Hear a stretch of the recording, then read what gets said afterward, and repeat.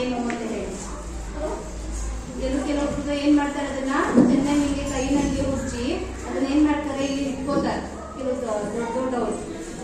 ಆ ತರ ವಸ್ತುಗಳು ಇವೆಲ್ಲ ಮಾದಕ ವಸ್ತುಗಳು, ಅವುಗಳನ್ನ ನೀವು ಬಳಸಬಾರ್ದು. ಸರಿ ಆಯ್ತಾ? ಇದನ್ನೆಲ್ಲ ಹಾಕ್ಬೇಕು, ರಾಂಗ್ ಇಲ್ಲ ಹಾಕ್ಬೇಕು, ಬಳಸಬಾರ್ದು ಅಂತ. ಅರ್ಥ ಆಯ್ತಾ? ಇಲ್ಲ ಹಾಕ್ಬೇಕು, ಬಳಸಬಾರ್ದು.